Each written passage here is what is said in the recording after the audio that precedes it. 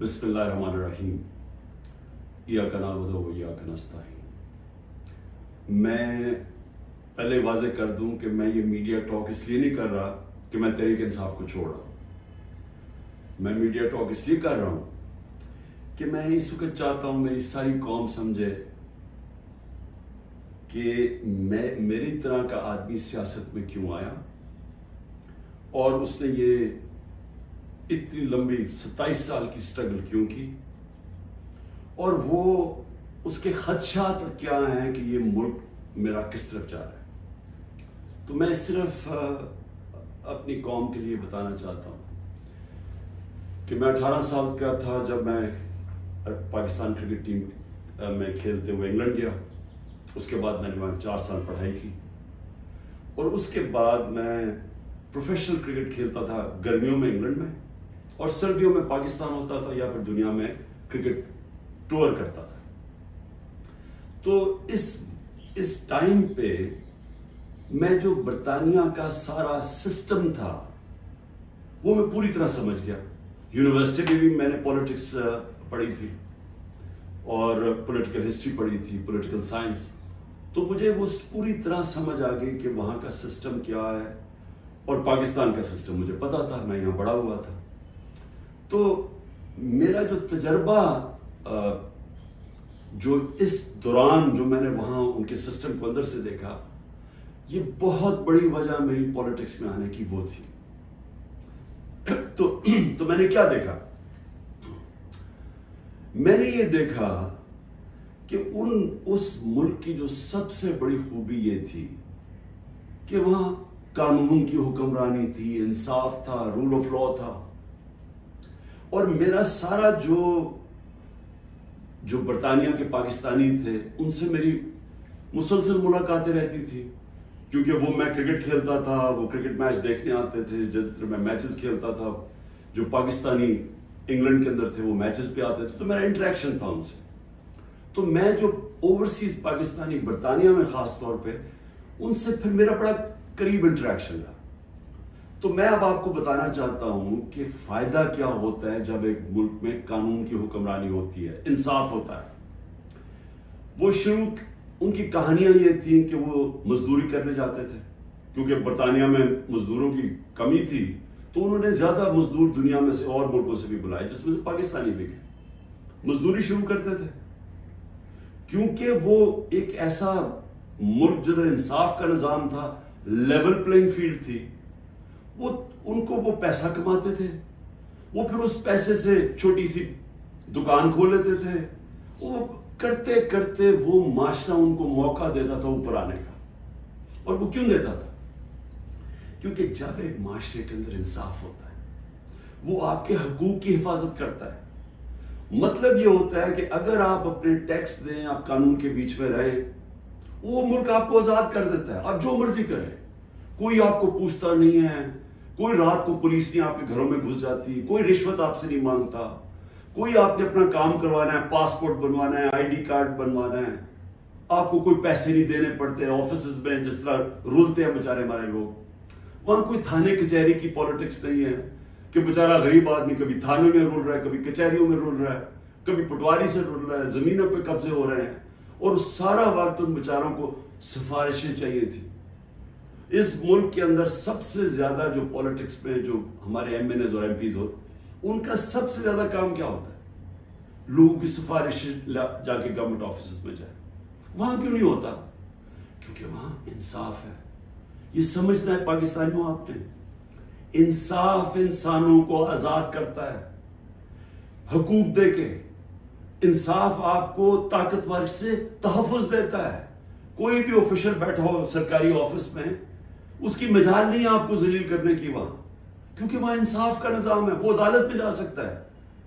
کوئی اس کی مجال نہیں رشوت مانگنے کی، کیونکہ وہ اس کو عدالت میں جا کے کہہ سکتا ہے اس نے مجھ سے رشوت مانگی۔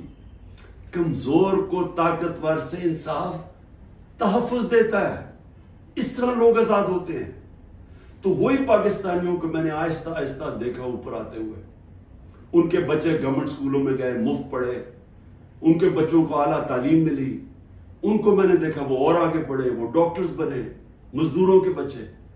اور سوائے کئی علاقوں میں جو تھوڑی ریسزم تھی، عموماً یہ دیکھا کہ جو وہاں مزدور بھی گئے ان کو دیکھتے دیکھتے بچے آگے بڑھتے گئے، بزنس شروع کی انہوں نے، بڑے کام کیے. لیکن جو بھی یہاں پاکستانی جاتے تھے، جو مجھے ابھی بھی یاد ہے، وہ سارا وقت ترستے تھے کہ میں نے ایک دن پاکستان جانا ہے.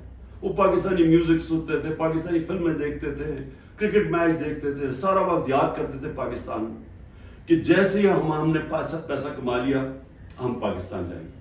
اب ان کے بچے وہاں پڑھ جاتے تھے، بڑے ہو جاتے تھے. جب بچے تھوڑے بڑھ جاتے تھے، بڑے ہوتے تھے، وہ پھر آپ پاکستان آنے کی کوشش کرتے تھے. اب میں آپ کو بتاتا ہوں کہ کیوں ہم آگے نہیں بڑھ رہے. وہ آتے تھے پاکستان، ان کے بچے جب پاکستان میں بزنس کام شروع کرتے تھے ان سے کام ہی نہیں ہوتا تھا. وہ عادی تھے کہ وہ سسٹم میں جائیں، وہاں سسٹم کام کرتا ہے، کام ہو، وہاں آپ کا جائز کام ہو، آپ کو کوئی پیسے نہیں دینے پڑتے، آپ کو فوری کام ہو جاتا ہے، کوئی رکاوٹیں نہیں ہیں. آپ بزنس کھولنا چاہیں، آپ محنت کریں، آپ وہ بزنس کامیاب ہو سکتی ہے. نفع نقصان ہوتا ہے، لیکن کوئی رشوت نہیں مانگتا، کوئی آپ سے آ کے انسپیکٹر نہیں آتا، کوئی یعنی سرکاری آفیشل آپ کو تنگ نہیں کر سکتے. یہاں کی ان کو مشکل پڑ گئی. وہ تھوڑی دیر آتے تھے، کوشش کرتے تھے، تھوڑی دیر کے بعد ملک سے باہر واپس رہ ہی نہیں سکتے تھے. کرپٹ نظام میں ایک وہ نظام جدھر انصاف نہیں ہے، وہ نہیں گزارا کر سکتے تھے. وہ بیچارے ماں باپ واپس چلے جاتے تھے انگلینڈ. کئیوں کو میں جانتا ہوں انہوں نے پیسہ اکٹھا کیا، محنت کی، 15-20 سال سرمایہ کاری، اتنا سرمایہ اکٹھا کر کے پاکستان آ کے بزنس کھولی. وہ اس نظام میں ان کی بزنس نہیں چلتی تھی، یہاں رشوتیں دینی پڑتی تھی، یہاں ہر سسٹم میرٹ کو اجازت نہیں دیتا آگے بڑھنے کے لیے، کیونکہ انصاف نہیں ہے. اور وہ یہاں تباہ ہو کے، میں نے دیکھا لوگ یہاں فراڈ ہوئے، ان سے ہر جگہ زمینوں پہ قبضے ہوئے، ان کے گھروں پہ قبضے ہوئے. جب وہ واپس آتے تھے پیچھے قبضہ ہو جاتا تھا. تو ہوتا کیا تھا، وہ سارے پھر واپس چلے جاتے تھے. اور آخر میں یہ ان کو پتا چلا کہ پاکستان میں ہم بزنس نہیں کر سکتے. اب 1 کروڑ پاکستانی ہے. اب یہ ذرا آپ نے سننا ہے، 1 کروڑ پاکستانی باہر بیٹھا ہے. صرف برطانیہ امریکہ میں جو 16,000 پاکستانی امریکن ڈاکٹرز ہیں، 16,000، ان کی نیٹ ورتھ، جو ان کی ٹوٹل ان کی جو دولت ہے، 16,000، 200 ارب ڈالر ہے. 200 ارب ڈالر ان کی نیٹ ورتھ ہے. جو 10 پاکستانی سب سے امیر ہیں اس وقت امریکہ میں، پاکستانی امریکنز، 25 ارب ان کی نیٹ ورتھ ہے، ڈالرز.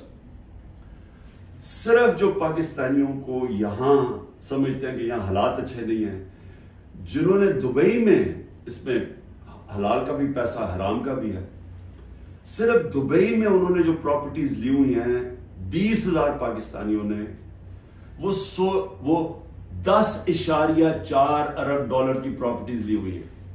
ہم 6 ارب کے پیچھے، ڈالر کے پیچھے، IMF کے پیچھے بھاگ رہے ہیں. تو میں یہ صرف آپ کو کیوں بتا رہا ہوں؟ ہمارا ملک، اللہ نے ساری نعمتیں دی ہوئی ہیں اس کو. ایسا ملک دنیا میں نہیں ہے. ہر قسم کی، یعنی 12 موسم ہیں، اوپر سے نیچے جائیں بدل جاتا ہے، ملک بدل جاتا ہے، اس میں ہر کچھ اگ سکتا ہے. زرخیز زمین ہے، اس کو ہم صحیح استعمال نہیں کر پا رہے.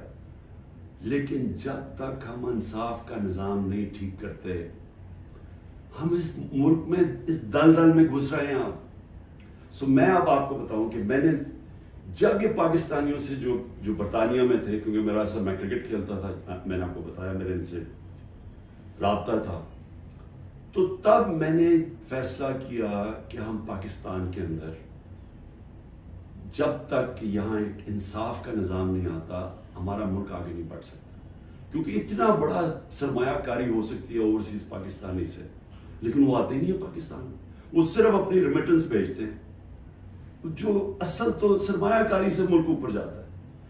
تو میں نے پھر تحریک انصاف بنائی 96 میں، اور اس کا نام تھا انصاف کی تحریک. اس کی نظریہ کیا تھا؟ اسلامی فلاحی ریاست. وہ نظریہ کدھر سے لیا؟ جو قرارداد پاکستان ہے، آبجیکٹو ریزولوشن ہے، جس میں مدینہ کے ریاست، اس کے اوپر طرز کے اوپر انہوں نے اسلامی فلاحی ریاست لکھی. کیونکہ اسلامی فلاحی ریاست ہمیشہ مسلمان مدینہ کی ریاست کی طرف سوچتا ہے، وہ دنیا کی تاریخ کی پہلی فلاحی ریاست ہے۔ ہم نے اس کا وہ آبجیکٹو رکھا کہ یہ ہمارا گول ہے، اور میں نے اپنی پارٹی لانچ کر دی۔ اب میں یہ اس لیے آپ کو بتایا کہ ہمارا جب تک ملک اس چیز کو سمجھتا نہیں ہے کہ ہم نے اس ملک میں قانون کی حکمرانی قائم کرنی ہے، اس کے بغیر پاکستان کا کوئی فیوچر نہیں ہے۔ اگر ہم یہ نہیں سمجھتے تو ہم یہ جو تباہی کی طرف تیزی سے ہمارا ملک جا رہا ہے، ہم نہیں اس کو روک سکتے۔ میرے پاس ابھی اعداد و شمار ہیں جو اس موجودہ حکومت نے پرنٹ کیے ہیں، میں ابھی آپ کو وہ بتاؤں گا کہ ایک سال میں ہوا کیا ملک میں۔ لیکن میں نے ایک اور چیز جو کیونکہ میرا برطانیہ کو میں اندر سے باہر سے اس کے معاشرے کو جانتا تھا، اور جب میں کرکٹ کے آخری دنوں میں میرا سفر شروع ہو گیا، میرے دین کی طرف بھی اسلام کی طرف بھی میں نے پڑھنا شروع کر دیا اور میرا سفر شروع ہو گیا، تو میں نے اس نتیجے پہ مجھے پہلی دفعہ سمجھ آئی کہ جو مدینہ کی ریاست جو میرے نبی صلی اللہ علیہ وسلم کی سنت ہے، کیوں اللہ ہمیں حکم کرتا ہے کہ ان کے راستے پہ چلو؟ کیونکہ اللہ نے نبی صلی اللہ علیہ وسلم کو رحمت للعالمین کا خطاب دیا ہوا ہے، سب انسانوں کے لیے رحمت بن کے آئے تھے۔ اس کا مطلب کوئی بھی انسانی معاشرہ اس مدینہ کے ریاست کے اصولوں پہ چلے گا، وہ اوپر آ جائے گا، ادھر خوشحال ہو، اللہ کی برکت آ جائے گی۔ آج آپ صرف یہ دیکھ لیں کہ مدینہ کی ریاست کن اصولوں پہ کھڑی ہوئی تھی؟ سب سے پہلے عدل اور انصاف۔ عدل اور انصاف کا مطلب یہ حقوق، انسانی حقوق، ہر انسان کے جب اس کو حقوق ملتے ہیں وہ آزاد ہو جاتا ہے، اس کو طاقتور سے تحفظ مل جاتا ہے، اور انسانوں کو حقوق دے کے پھر فلاحی ریاست بنائی کہ ایک ریاست میں انسانیت کا نظام، کہ ایک ریاست کمزور کا ذمہ داری لے اپنے کمزور طبقے کی، غریب کی، بیواؤں کی، معذوروں کی، یتیموں کی، بوڑھوں کی پینشنز نکلی مدینہ کی ریاست میں، یہ پہلی دفعہ ہوا تھا۔ تو دونوں آج جن ملکوں میں یہ بنیاد رکھی گئی ہے انصاف پہ، میرٹ پہ، فلاحی ریاست، انسانیت کے اوپر، جدھر تعلیم کے اوپر زور دیا جو میرے نبی صلی اللہ علیہ وسلم نے دیا، وہ سب آگے نکل گئی ہیں۔ آپ ایک ملک دیکھ لیں جو آج خوشحال ہے، وہ سب یہ وہی اصولوں پہ وہ کھڑے ہوئے ہیں، کیونکہ رحمت للعالمین تھے کہ جو ان کی سنت پہ چلے گا اس کو اللہ اس معاشرے کو برکت بخشے گا۔ اب ہم پاکستان پہ آتے ہیں، موجودہ پاکستان میں دیکھیں جو اس وقت پاکستان میں ہو رہا ہے نا، یہ ہر چیز جس کے لیے، ہر وہ اصول جس کے اوپر پاکستان بنا تھا، آج اس کی نفی ہو رہی ہے۔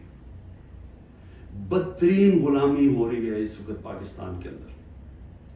نہ آزادی نام کی کوئی چیز ہے، کیونکہ حقوق ہی نہیں ہے کسی کے۔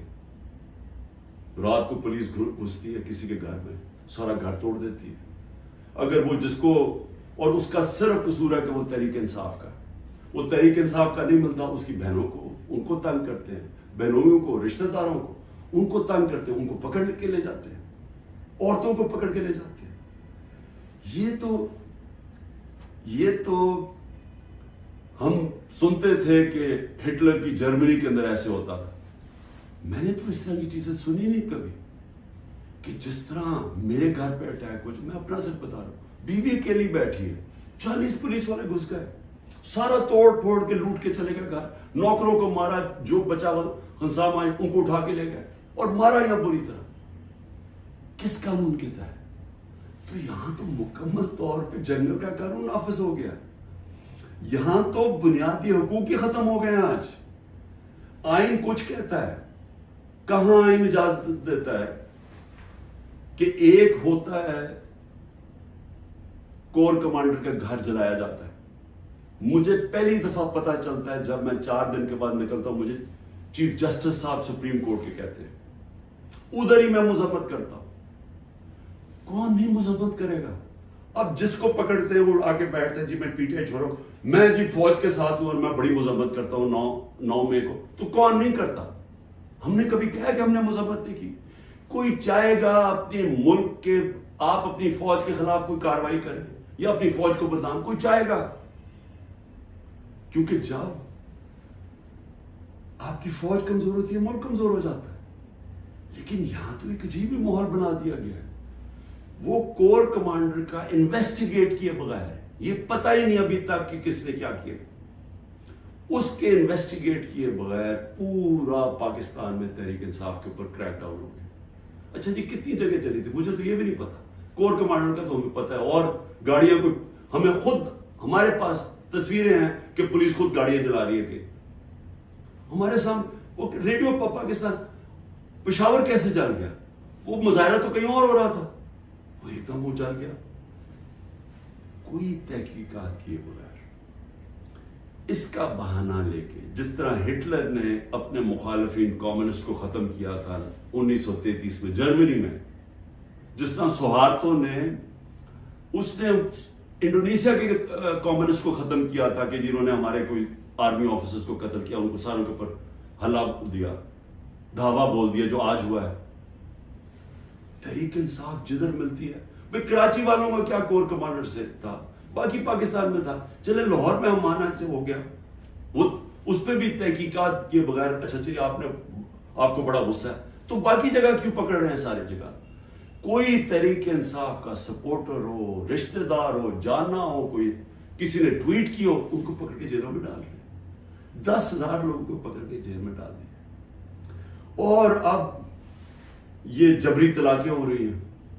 وہ آتے ہیں بیٹھتے ہیں، جی میں دیکھیں جی میں نے تو بڑا فوج کے ساتھ ہوں، میں تو بڑا یہ 9 مئی جو ہوا بہت برا ہوا اور میں تو تحریک انصاف چھوڑا.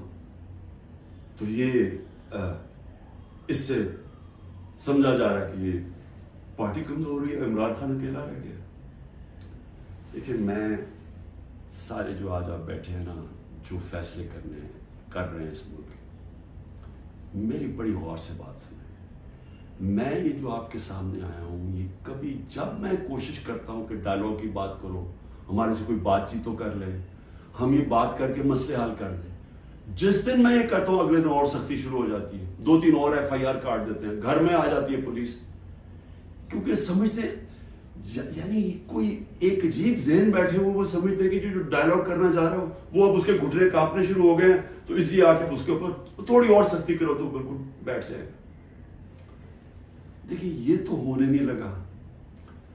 میں پھر سے آپ کو کہہ دوں کہ جب تک میرے میں سانس ہے، میں اس ملک کی حقیقی آزادی کے لیے تب تک پوری جدوجہد کرتا رہوں گا جب تک میں زندہ ہوں. لیکن مجھے اس وقت پاکستان کا خطرہ ہے، مجھے اپنی ملک کی فکر پڑ گئی ہے. اور جو لوگ مل کے یہ سب کچھ کر رہے ہیں، ان کو ملک کی فکر کیوں نہیں ہے؟ کیوں آج مجھے یہ نہیں؟ 308 روپے کا ہو گیا ڈالر اوپن مارکیٹ میں. جب ڈالر 308 روپے کا اوپن مارکیٹ میں ہو جائے تو خطرے کی گھنٹیاں بج جانی چاہیے کہ اب جا رہا ہے پاکستان اس جس کو ہائپر انفلیشن کہتے ہیں، یہ اس مہنگائی کی طرف جا رہا ہے. سارا بزنس ٹھپ، انڈسٹری ٹھپ. ابھی میں آپ کو اس حکومت کے اعداد و شمار بتاؤں گا. تو ان کو کیوں نہیں فکر، یہ PDM والوں کو؟ ان کے پیسے باہر پڑے ہیں، ان کا اربوں ڈالر اس ملک سے باہر پڑا ہے. ان کو کوئی فرق نہیں پڑ رہا کہ اس ملک کے اندر لوگوں کی $130 کم ہو. 130 روپیہ گرا ہے ڈالر کے مقابلے میں صرف جب سے ہم گئے. تو ان کو نہیں فکر پڑ رہی. وہاں لندن میں بیٹھ کے عاشیاں، بڑے بڑی گاڑیاں، بڑے بڑے ریسٹورنٹس میں بیٹھے ہوئے ہیں، شاپنگ ہو رہی ہے ہیرڈز میں، کیونکہ ڈالرز میں یا چوری کر کے پیسہ وہاں لے گئے. فکر ہر اس پاکستانی کو ہونی چاہیے جس کا جینا مرنا پاکستان میں ہے. میں نے عمران خان کو جی ECL پہ ڈال دیا. شکر کو میں تو آپ کا شکریہ ادا کرتا ہوں. میں تو جانے نہیں چاہتا ملک سے باہر، کیونکہ میں نے کوئی باہر میرے پیسے بینک اکاؤنٹس کچھ نہیں پڑے ہوئے. مجھے تو یہ ملک سے پیار ہے. تو اس لیے ECL ان کو فرق پڑتا ہے جنہوں نے جائیدادیں ڈالرز میں رکھی ہوئی ہیں باہر، اور ان کو کوئی فرق نہیں پڑ رہا کہ ملک تباہی کی طرف جا رہے ہیں. ذرا آپ یہ صرف دیکھ لیں کہ جب ایک آدمی نے بند کمرے میں فیصلہ کیا کہ جناب عمران خان بہت ملک کے لیے تباہی کر رہا ہے اور میں اس کو بدل رہا ہے، اور اس نے جب گورنمنٹ گرائی، تو ذرا صرف میں اب آپ کو اس حکومت کی اعداد و شمار ہمارے پاس جو فورن ایکسچینج ریزروز تھے، یاد رکھیں روپیہ مضبوط رہتا ہے جب آپ کے ریزروز اوپر ہو، 16.2 ارب ڈالر، آج وہ ہیں 4.5 ارب ڈالر، منفی 72% ہمارا فورن ایکسچینج گرا، ایکسپورٹس 13% گری ہے، ریمیٹنسز جو باہر سے پاکستانی ڈالر بھیجتے تھے وہ 13% گرے۔ یاد رکھیں یہ ہر سال ہمارے بڑھتے جا رہے تھے، ہر سال پچھلے سال سے زیادہ ہوتی تھی ہماری ایکسپورٹس بھی، ریمیٹنسز بھی، ڈالر زیادہ آ رہا تھا۔ اب جب سے یہ آئے ہیں 13% دونوں نیچے چلے گئی ہے بجائے اوپر جانے کے۔ اس کا مطلب ڈالر کم آ رہے ہیں پاکستان میں، قرضے بڑھتے جا رہے ہیں، ڈالر کم آ رہے ہیں، اور ہم نے قسطیں بھی دے دی۔ ٹیکسٹائل ایکسپورٹ جو ہماری سب سے بڑی ایکسپورٹ ہے، منفی 14% گر چکی ہے۔ انٹرسٹ ریٹ، اب بزنس کام کون کرے گا؟ ہم جب تھے 9.8 تھا، آج 21% ہے ہمارا سود۔ ہمارا جو ایکسچینج ریٹ ہے آفیشل 180 کر لیں، ہمارا تھا جب ہم گئے 180 روپے ڈالر تھا، آج 287 روپے ڈالر آفیشل ریٹ ہے، اور 308 پہ پہنچ گیا ہے اوپن مارکیٹ میں۔ مہنگائی کے اوپر بڑا شور مچا تھا، 12.7% تھی ہماری کنزیومر پرائس انڈیکس۔ مہنگائی کی دو ہوتی ہیں قسمیں، ایک جس کو کہتے ہیں کنزیومر پرائس انڈیکس جو CPI ہوتی ہے، وہ 12.7 تھی، آج 36.4% ہے، پاکستان کی تاریخ کی سب سے بڑی مہنگائی۔ لیکن اس سے زیادہ خطرناک جو سینسٹیو پرائس انڈیکس ہے وہ 14.2 ہمارے دور میں تھی، آج وہ پاکستان میں 42.1% ہے۔ پٹرول، یاد رکھیں ہمارے دور میں پٹرول 110 سے 115 لیٹر 110 سے 115 ڈالر پہ بیرل گئی تھی، آج وہ 70-80 کے بیچ میں ہے، یعنی ادھر سے آ کے۔ ہمارے دور میں 150 روپے لیٹر پیٹرول تھا، 145 روپے لیٹر ڈیزل تھا، آج ڈیزل پہنچ گیا 260 روپے اور پیٹرول پہنچ گیا 270 روپے۔ جب پیٹرول مارکیٹ میں نیچے، انٹرنیشنل تیل نیچے چلا گیا تو یہ آپ ذرا دیکھیں تقریباً 100 روپے اوپر گیا۔ آٹا جو ہر آدمی کو افیکٹ کرتا ہے، ہمارے دور میں 55 روپے تھا کے جی، آج وہ پہنچ گیا 136 روپے کے جی، 130% کا اضافہ ہوا اس میں، اور یہ عام آدمی کو سب سے زیادہ تکلیف دے رہی ہے۔ چاول 103 روپے کے جی تھا، آج 202 روپے کے جی ہے، 95% ہمارا چاول کی قیمت بڑھی ہے، یہ بھی عام آدمی کا۔ گھی انٹرنیشنل مارکیٹ میں جو پام آئل ہم امپورٹ کرتے ہیں وہ آدھا ہو گیا ہے، آج ہمارے دور میں 468 روپے کے جی تھا، آج 603 روپے کے جی ہے، جبکہ آدھا ہو گیا انٹرنیشنل مارکیٹ میں۔ اور دودھ 170 روپے لیٹر تھا، آج 170 روپے لیٹر۔ میں اور بھی آپ کو بتا دوں کہ جس سے آپ کی دولت میں اضافہ ہوتا ہے، ہماری جو گروتھ ریٹ تھی، یعنی جس ریٹ پہ ہماری دولت میں اضافہ ہو رہا تھا، جس کو GDP کہتے ہیں، GDP میں اضافہ، وہ 6.1% تھی، آج وہ چلی گئی ہے منفی 0.2%، 0.2% پہ چلی گئی۔ انڈسٹریز، ہماری اوور آل انڈسٹری 6.8% پہ بڑھ رہی تھی، آج وہ -2.9% پہ چلی گئی۔ یعنی جس سے آپ کے ملک میں دولت بنتی ہے، جس سے آپ ٹیکسز بڑھتے ہیں، جس سے آپ روزگار دیتے ہیں، وہ انڈسٹری جو زیادہ تر انڈسٹریز وہ -2.9 پہ پہنچ گئی ہیں، اور جو لارج اسکیل مینوفیکچرنگ ہے جس سے سب سے زیادہ دولت میں اضافہ ہوتا ہے، وہ ہمارے دور میں 11.9% پہ بڑھ رہی تھی، وہ آج -7.9% پہ چلی گئی، تقریباً 8% منفی پہ چلی گئی۔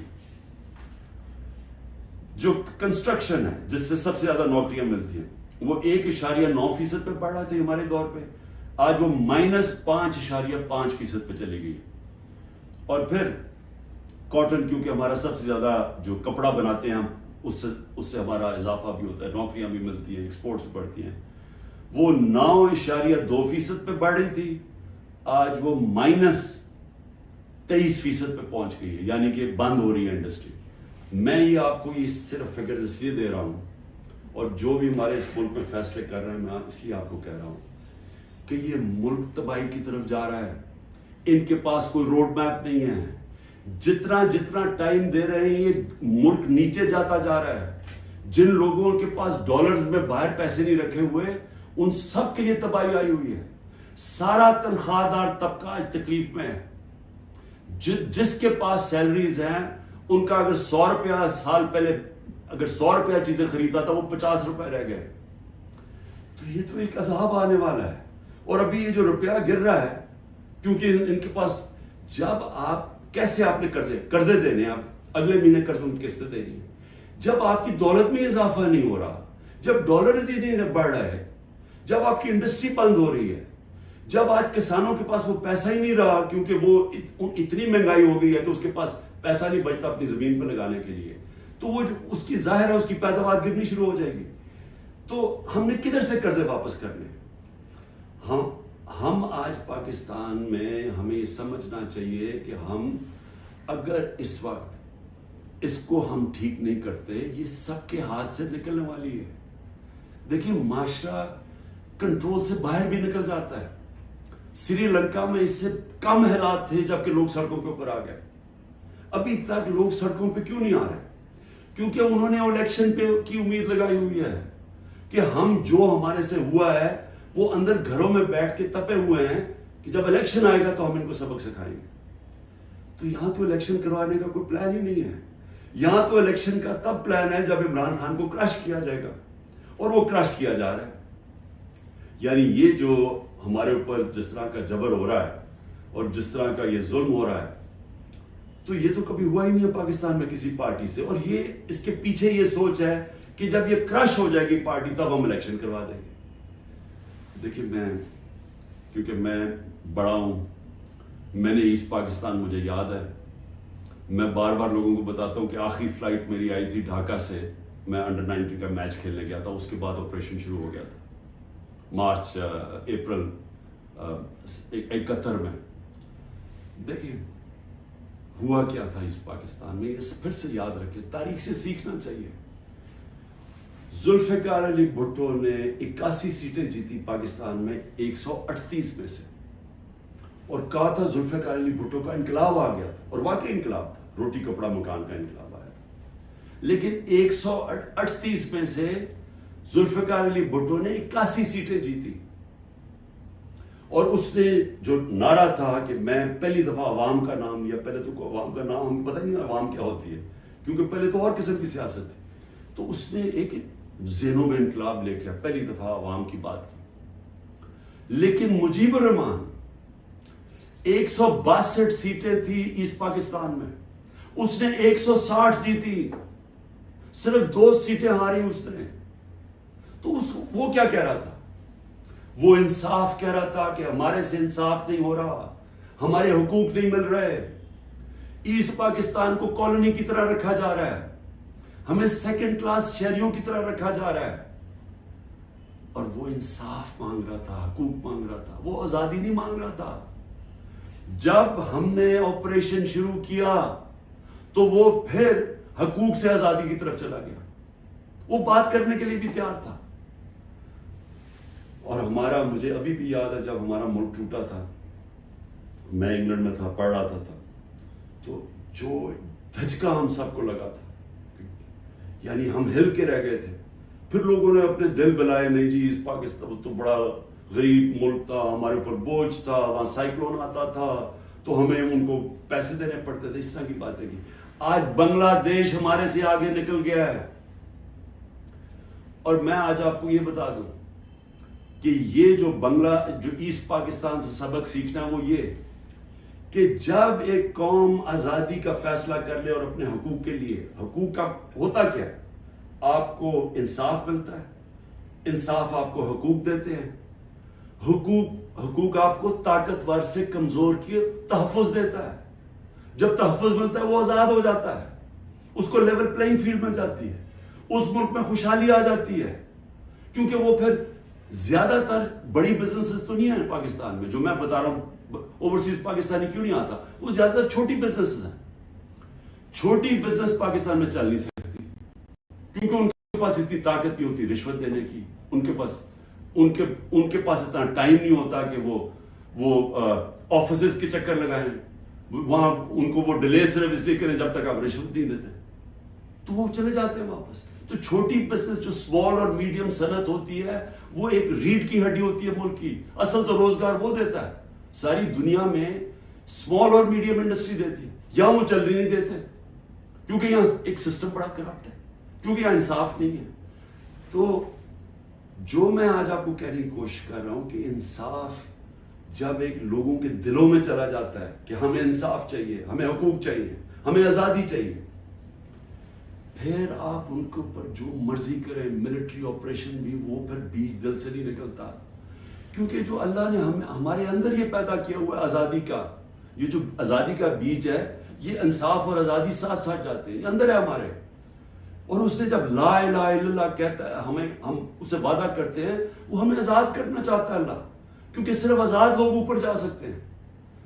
تو جب لوگوں کا دل میں آزادی کا جذبہ آ جاتا ہے, وہ پھر یہ جبری طلاقوں سے, یہ پکڑ دکڑ کر کے, یہ مار پیٹ کے, یہ خوف کر کے, اس سے یہ جاتا نہیں ہے. پھر یہ نفرتیں بڑھ جاتی ہیں, یہ اور زیادہ غصہ بڑھ جاتا ہے, یہ کہیں جانے نہیں لگا. یہ جو مرضی آپ کریں کہ ہر روز بیٹھ کے جی مجھے تو فوج سے بڑا پیار ہے اور 9 مئی کو بڑا برا کیا گیا, میں چھوڑا پارٹی. تو کیا اس سے پارٹی, کیا لوگ بیوقوف ہیں؟ کیا لوگوں کو نہیں سمجھ آ رہی کیا ہو رہا ہے؟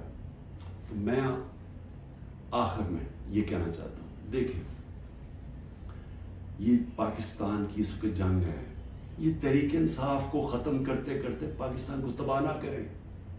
یہ اگر اس وقت ہم نے سٹیپس نہ لیے, قدم نہ اٹھایا, یہ ادھر چلا جائے گا, کوئی بھی نہیں کچھ کر سکے گا. سارا تنخواہ دار طبقہ تھوڑی دیر میں کھڑا ہو جائے گا. جب ان کے گھر میں چولہے نہیں ڈلیں گے, جب ان کی دیکھتے جائیں گے کہ ان کے پیسے کو خریدار کم ہوتی جا رہی ہے, جب وہاں عورتیں ہیں, ان کو پتا ہے کہ جو کچن چلاتی ہیں کہ کیا ہو رہا ہے آج ان کے ساتھ. وہ میں نے آپ کو بتایا سینسٹیو پرائس انڈیکس جو کہ کھانے پینے کی چیزوں کا ہے, وہ 42% پہ ہے. تو جب یہ حالات ایسے ہو جائیں پھر ایک معاشرہ پھٹ جاتا ہے. تو میں اس لیے بات چیت کی بات کر رہا ہوں کہ یہ ٹائم ہے, یہ ملک ٹھیک تب ہوگا جب اس سارے ملک کے ادارے اکٹھے بیٹھیں اور ملک کی سب سے بڑی ایک ہی جماعت جو فیڈرل پارٹی ہے پاکستان کی, وہ سب اکٹھے بیٹھیں اور وہ بیٹھ کے اس مسئلے کا حل نکالیں. یہ ڈنڈے مار کے مسئلے کا حل نہیں ہونے لگا. یہ جو بھی کریں گے, میں تو بیٹھا ہوں کہ ہر روز میں انتظار کرتا ہوں کہ کس دن پکڑنے آئیں گے, میں تو تیار ہوں اس کے لیے. اس سے مسئلہ نہیں حل ہونے لگا. اس کی سلوشن اس میں ڈنڈے مارنے میں نہیں ہے اور ظلم کرنے میں. اگر یہ ہوتی تو اس پاکستان نہ علیحدہ ہوتا. اس کا مسئلہ اس ملک میں قانون کی حکمرانی قائم کرنا ہے, ادارے مضبوط کرنا ہے, سارے اداروں کو اپنے آئینی رول کے اندر فنکشن کرنا ہے, لوگوں کو آزاد کرنا ہے, ان کو حقوق دے کے. کبھی اس ملک میں نہیں ہونا چاہیے کہ لوگ گھروں میں بیٹھے اور رات عورتیں نہ پرواہ چادر نہ چادر والی لوگ آئے گھر توڑ کے چلے گئے اور کوئی پوچھنے والا نہیں ہے. اور انہیں پتا ہے کیونکہ وہ طاقتور ہے, کوئی پوچھے گا ہی نہیں. عدالتوں سے سارا خوف چلا گیا, عدالتیں جا کے فیصلہ کرتی ہیں. عمران ریاض کو لے کے آؤ, وہ ابھی تک پتہ ہی نہیں ہے وہ کدھر چلا گیا. اور جس طرح کے تشدد کی میں نے کہانیاں سنی ہیں کہ جو باہر نکلتے ہیں, کئی لوگوں کو, سب کو نہیں کیا, کئیوں کو تو برے حالات میں رکھا ہے کہ اتنے چھوٹے سے دڑبوں کے اندر لوگوں کو بند کیا ہوا ہے, لیکن کئیوں پہ تشدد کیا. تو میں یہ سوال پوچھتا ہوں کہ ہماری جب عدلیہ کی بات, ان کی ورڈکٹ نہیں مانے جائیں گے, عدلیہ کہتی ہے الیکشن کرواؤ آئین کے مطابق, وہ الیکشن ہی گورنمنٹ کرواتی, تو یہ ملک تو تباہ کی طرف چلا گیا نا, بنانا ریپبلک بن گیا. یہ ملک تو وہ جنگل کا قانون آ گیا آج پاکستان میں. تو میں اس کی آخر میں اپیل کرتا ہوں کہ بات چیت کرنی چاہیے فوری طور پہ. جو یہ کیا جا رہا ہے یہ کوئی حل نہیں ہے, اور اس کو یہ نہ سمجھیں کہ عمران خان کی کمزوری ہے, کیونکہ جب میں یہ بات چیت کی بات کرتا ہوں اور سختی آ جاتی ہے, باہر پولیس پہنچ جاتی ہے, وارنٹ نکلاتے ہیں. یہ مجھے اس سے کوئی فرق نہیں پڑتا. مجھے اپنی ملک کی اس وقت فکر پڑی ہوئی ہے, اور آپ سب کو بھی فکر ہونی چاہیے کہ یہ جو میں نے آپ کو بتایا ہے, آج اگر 308 روپے کا اوپن مارکیٹ میں ڈالر مل رہا ہے تو سمجھ جائیں کہ پاکستان ادھر اب پہنچ جائے گا جدھر سارے لوگوں نے ڈالر خریدنا ہے, کسی نے سرمایہ کاری نہیں کرنی, باہر سے اوورسیز پاکستانی ریمیٹنسز انہوں نے لیگل چینل سے نہیں بھیجنا, کیونکہ اتنا فرق پڑ گیا اوپن مارکیٹ اور آفیشیل ریٹ کے اندر. تو یہ تو ملک تو جا رہا ہے نیچے. تو اس لیے میں پھر آخر میں اپنی ساری قوم کو کہتا ہوں کہ آپ سب صبر کریں, اپنی پارٹی کو کہتا ہوں صبر کریں. یہ جو کیا جا رہا ہے آپ سے کہ کن پٹی پہ بندوق رکھ کے جی میں پی ٹی آئی چھوڑ رہا ہوں, کوئی فکر نہ کریں, کبھی کوئی پارٹی سے نہیں ختم ہوگی.